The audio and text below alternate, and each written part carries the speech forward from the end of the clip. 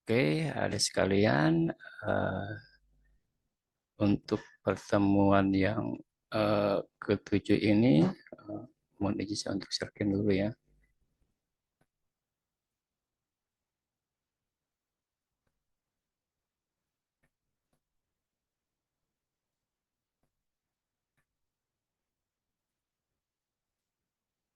Oke, ada sekalian untuk pertemuan yang ketujuh ini adalah rehabilitasi perairan dengan pendekatan ekologi akuatik ya.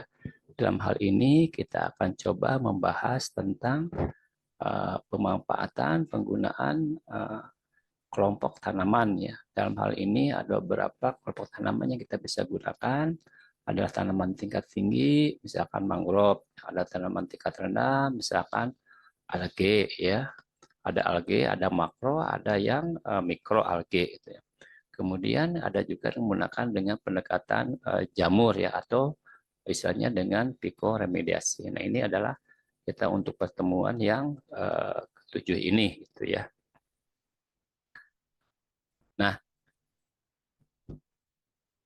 jadi sebenarnya pendekatan ekologi untuk rehabilitasi lingkungan ini, terutama sumber daya air dan tanah, ini ada istilah dengan remediasi. Jadi remediasi ini adalah pemulihan kondisi sumber air dan tanah terkontaminasi, dapat dilakukan secara fisik, kimia, dan biologi. Namun teknik biologi lebih murah dan efektif. Maka sebut dengan istilahnya bioremediasi ya. Jadi bioremediasi adalah biologi, kemudian remediasi adalah pemulihan. Nah, oleh karena itu pengembangan teknik bioremediasi menjadi teknologi alternatif dalam pengendalian pencemaran air dan tanah yang terkontaminasi secara in situ. Oke, nah untuk yang sesi pertama ini kita akan coba sedikit berbicara bagaimana tanaman itu untuk melakukan proses fitoremediasi ya, atau sebut dengan tanaman itu melakukan untuk pemulihan ya. Nah, penggunaan tumbuhan untuk pengolahan tanah, sedimen dan air yang terkontaminasi secara in situ gitu ya. Ini disebut dengan fitoremediasi. Nah, teknologi ini baru muncul, yaitu penggunaan tumbuhan untuk mendegradasi, mengekstraksi, menahan, atau mencegah pergerakan kontaminan dari tanah atau air. Ya, ini adalah dari EPA. EPA itu adalah LH-nya Amerika gitu ya. Nah, sebenarnya untuk fituremediasi ini sangat-sangat sangat bagus gitu ya, diterapkan pada lokasi-lokasi yang dangkal yang terkontaminasi oleh polutan organik ya, logam berat atau nutrisi melalui salah satu dari 5 mekanisme. Nah, fituremediasi itu ada 5 mekanisme yang dapat dilakukan oleh tanaman ya. Ada istilahnya fitotransformasi, ada rizosfer bioremediasi, ada fitostabilisasi, ada fitoekstrasi, ada rizofiltrasi. Itu ya, ini adalah beberapa model kemampuan tanaman untuk melakukan pemulihan atau remediasi. Nah, kalau kita lihat sebenarnya sejarah fitoremediasi ini, teknologi ini relatif baru dan muncul pada tahun 1991 itu ini oleh EPA. Teknologi fitoremediasi berawal dari penelitian pada lokasi yang terkena tumpahan minyak, lahan basah, tanaman pertanian yang terakumulasi logam berat gitu ya. Nah, ini adalah jenis-jenis kontaminan yang dapat difitoremediasi.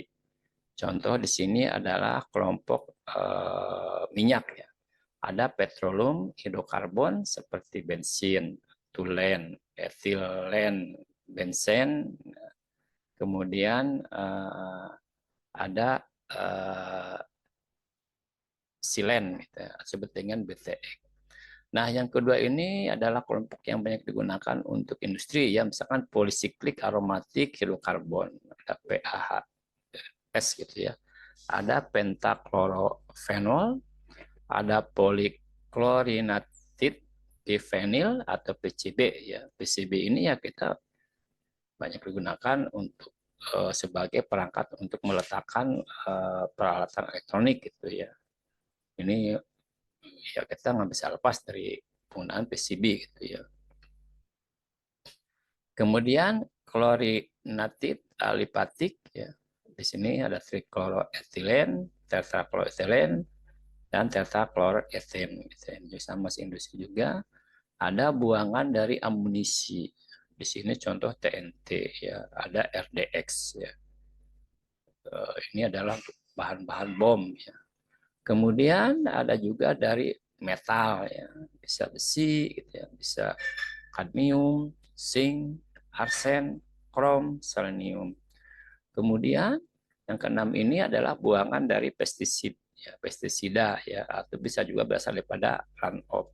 Contoh atrasin, cyanazin, alaklor. Ini terutama pada wilayah-wilayah banyak pertanian, ya, atau perikanan biasanya ini, ya. Kemudian radionuklir, ya. Contoh di sini ada uranium, strontium, cesium. Kemudian ada juga buangan, ya, buangan limbah dari rumah tangga gitu ya. Contoh misalkan amonia, fosfat, dan nitrat. Ya.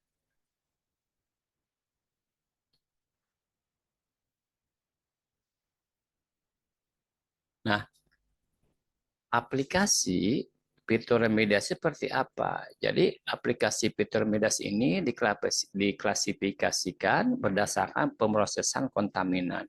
Tadi ada degradasi, ya, artinya merubah komponen, ya, ekstraksi dipecah-pecah, gitu ya. Kemudian ada penahanan, ya, atau kombinasi di antara tiga proses tersebut, ya. Nah, aplikasi fitur remediasi juga diklasifikasikan menurut mekanismenya. Ada ekstraksi kontaminan dari tanah atau air, konsentrasi kontaminan dalam jaringan makanan, ya. Ada degradasi kontaminan melalui proses biotik dan abiotik, ada polarisasi atau transpirasi dari kontaminan yang bersifat volatil dari tumbuhan ke udara. Gitu. Ada imobilisasi kontaminan di dalam daun dan perakaran. Ada kontrol runoff, erosi, dan infiltrasi oleh tutupan tanaman. Nah, mekanisme tumbuhan dalam remediasi ini, jadi tumbuhan ini memiliki kapasitas untuk menahan konsentrasi yang cukup tinggi senyawa organik tanpa tumbuhan tersebut terkena efek toksit, dan tumbuhan dapat mengambil dan mengkonversi senyawa kimia dengan cepat untuk menjadi tidak toksit atau berkurang sifat toksitnya pada beberapa kasus. Tumbuhan juga dapat menstimulasi degradasi senyawa organik di area geosfer dengan melepaskan eksudit enzim dan membentuk karbon organik di dalam tanah. Jika kontaminannya adalah logam berat, tumbuhan menunjukkan potensinya dalam proses fitoekstraksi, ya. Jadi mengambil dan mengubah kontaminan menjadi biomasa di atas permukaan tanah. Kemudian menyaring logam dari air menuju ke sistem perakaran disebut dengan regiofiltrasi, atau menstabilisasi lokasi kontaminan dengan mengontrol erosi dan meningkatkan evapotranspirasi air, ya. Disebut dengan fitostabilisasi. Nah, ini adalah contoh mekanismenya bagaimana masuknya logam berat atau misalkan bahan organik ke dalam tanaman. Ada disebut dengan regiofiltrasi. Nah, regiofiltrasi ini prosesnya adalah dengan menggunakan proses adsorpsi dan absorpsi. Jadi absorpsi ini ada pada bagian perakaran, ya, karena kita pahami tahu bahwa nanti mungkin dijelaskan pada proses masuknya sistem mekanisme masuknya nutrisi ke dalam akar, gitu ya, karena akar itu bermuatan positif. Ya. Kemudian misalkan polutan ini maupun misalkan bahan organik ini biasanya bermuatan negatif, gitu ya. Nah, ini akan digantikan gitu ya. Nanti proses akan dijelaskan pada sesi selanjutnya. Kemudian absorpsi. Absorpsi ini dia memang diubah, gitu, artinya diubah dalam bentuk kalau misalkan sebelumnya bentuknya amonium atau misalkan nitrat diubah menjadi apa? Menjadi misalkan masuknya dalam proses ke dalam tanaman gitu ya, dengan perubahan peralihan tadi seperti pada mekanisme masuknya nanti mungkin dijelaskan pada sesi selanjutnya.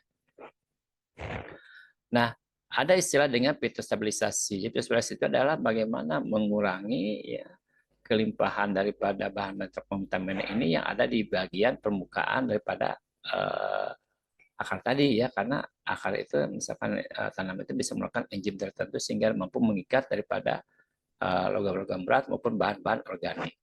Ada fitodegradasi. Degradasi ini adalah bagaimana mengubah kontaminan bahan organik menjadi yang tidak tadinya beracun menjadi tidak beracun. Misalkan apa? Amoniak. Misalkan amoniak ini masuk ke dalam ini menjadi amonium, amonium masuk ke dalam tanaman, bisa masuk ke diolah selanjutnya pada proses misalkan di daun gitu ya. Nah ini setelah adanya fitodegradasi ini ya tetap misalkan kalau kontaminnya kalau beratnya masih tetap masuk ke dalam, kemudian dia akan dipitoekstraksi. Jadi kontaminan ini akan diproses di dalam daunnya, diekstraksi misalkan.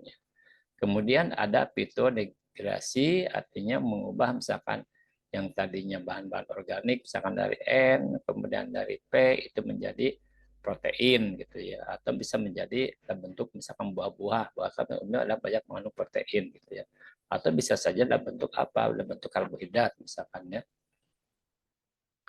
Kemudian ada fitopolitisasi. Nah ini adalah bagaimana logam berat maupun misalkan bahan organik ini dapat diubah dan bentuk misalkan terbuang ke udara bebas gitu ya. Nah ini adalah model mekanisme tadi sampaikan proses fitoremediasi gitu ya. Ini sebenarnya kan ada 6 ya, ada 5 harusnya kan, karena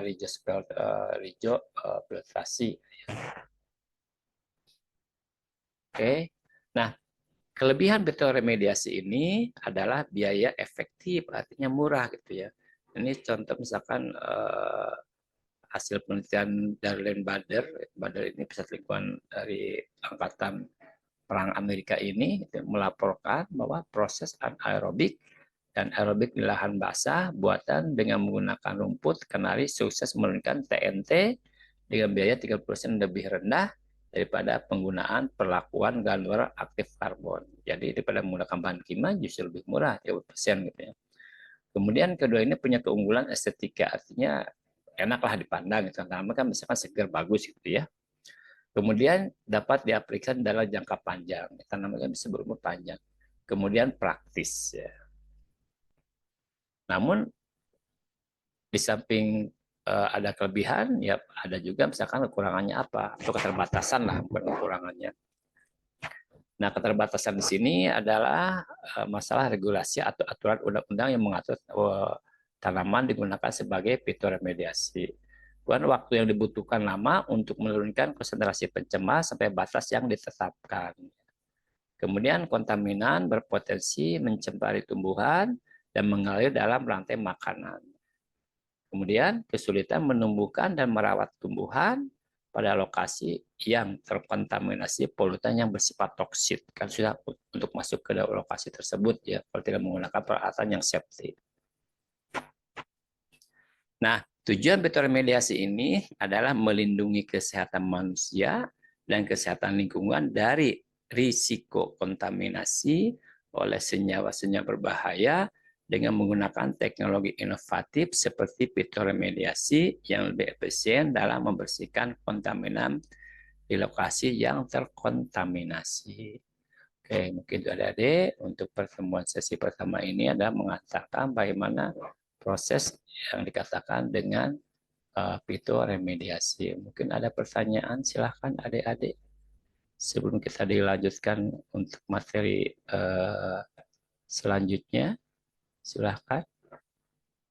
Oke, terima kasih adik-adik.